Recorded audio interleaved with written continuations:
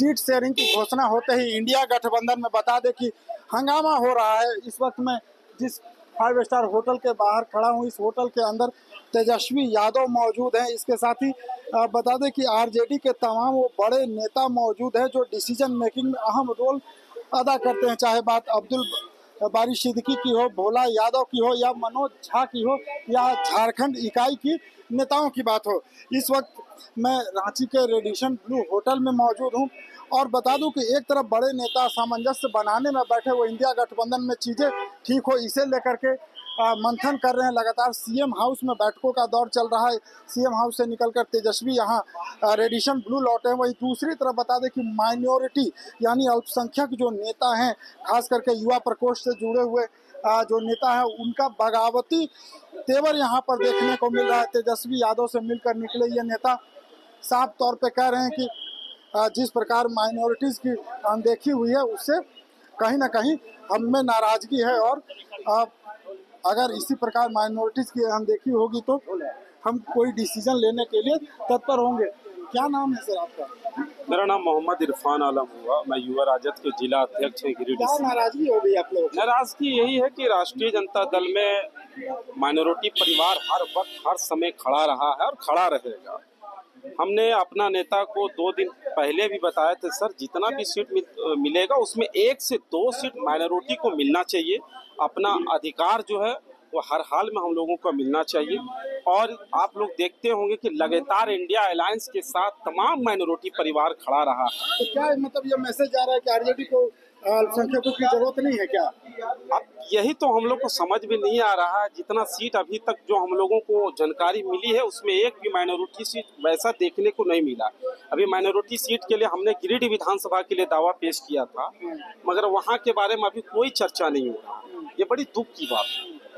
मैंने माइनॉरिटी जो झारखंड मुक्ति मोर्चा या कांग्रेस या आरजेडी का जो मुख्य जो कैडर होता है उसकी अब आवश्यकता नहीं है, ऐसा लग रहा है आप लोग को? अब देखिए, आज तो हम लोग को एहसास यही हो रहा है कि अभी तक एक भी माइनॉरिटी का वैसा चेहरा दिखाई नहीं दे रहा आरजेडी में। जो कहीं हमको इस बात का बड़ा आश्चर्य लगा कि क्या झारखंड में आरजेडी के पास एक भी वैसा माइनॉरिटी चेहरा नहीं है जो अपना प्रत्याशी बना सकता है। इस बात का मुझे दुख। हाँ, क्या कह रहे हैं, सही है क्या? सही है भाई, हम लोग भी दुखी। अल्पसंख्यकों की जरूरत नहीं है क्या? अब जरूरत नहीं है। अच्छा, अब जरूरत नहीं है। किधर जाएंगे आप? अपना नहीं, इंडिपेंडेंट है, कहीं भी जा सकता है। हम लोग तो पार्टी भी छोड़ रहे हैं। पार्टी छोड़ रहे हैं? छोड़ रहे हैं, सारा पार्टी भी छोड़ रहे हैं क्या आप लोग? देखिए, अभी तो वैसा नहीं है। हम लोग बैठ के इस पर निर्णय लेंगे और अपना सुप्रीमो श्री लालू प्रसाद जी को बताएंगे सर कि झारखंड में हर हाल 1 से 2 माइनॉरिटी सीट देना ही चाहिए राष्ट्रीय जनता दल की तरफ से। अंदर तो तेजस्वी जी हैं। हमने 2 दिन पहले हम तेजस्वी प्रसाद यादव जी से मुलाकात की और इस बात को सारा हमने बताया कि सर झारखंड में हर हाल में 1 से 2 सीट माइनॉरिटी परिवार को मिलना चाहिए। और गिरिडीह विधानसभा की बात लगातार हो रही थी, मगर आज ये स्पष्ट हो गया है कि वहाँ पर कोई चर्चा ही नहीं है गिरिडीह विधानसभा को लेकर। सीट मिल रहा है आप लोग को? सीट मिल रहा है ना? इंडिया गठबंधन में रहेंगे अभी तक तो 6 लगभग तय होके एक विश्रामपुर का बात तो चल रहा है जी। 7 सीट मिल रहा है जी। आरजेडी की नाराजगी इंडिया गठबंधन में दूर हो गई? नहीं, ये तो अभी हम नहीं कर सकते, ये तो आला कमान ही बताएंगे क्या है इसकी। इतनी क्यों दूरी बढ़ रही है? अब वही जानेंगे, मेरे जो सीनियर लोग थे वही लोग जानेंगे। अब हम लोग भी पार्टी छोड़ देंगे, कोई जरूरत नहीं है। जब कहाँ से आप हैं? हम गिरिडीह से हैं। गिरिडीह से राष्ट्रीय जनता दल का। जी, क्या नाम है आपका? मोहम्मद इरफान आलम, युवा राजद जिला अध्यक्ष। इस वक्त हमारे साथ आरजेडी के नेता हैं जो तेजस्वी यादव जी से मुलाकात करके आ रहे हैं। क्या लग रहा है, आरजेडी को अल्पसंख्यकों की जरूरत नहीं है क्या? अल्पसंख्यकों की इस देश में कोई जरूरत नहीं है। इस देश में आरजेडी में जरूरत नहीं है। हाँ, आरजेडी में भी नहीं है और इस देश में भी जरूरत। जब आरजेडी में नहीं है तो देश में जरूरत नहीं है। अब तो मुसलमान सिर्फ वोट बैंक और आदिवासी रह गया। उसके हित के लिए कोई भी दल अच्छा काम करने के लिए तैयार नहीं है। आज आप उठा के इतिहास देखिए ना, रांची में मौलाना आजाद कॉलेज ऐसे ही पढ़ा हुआ है, आजाद हाई स्कूल ऐसे ही पढ़ा हुआ है, मुस्लिम यूनिवर्सिटी के कहीं पर नहीं है। तो आपके मुसलमान की हिमायती कर रहे हैं। कोई मुसलमानों की हिमायती नहीं करता और कोई दिल से नहीं चाहता। सीधी सीधी बात है।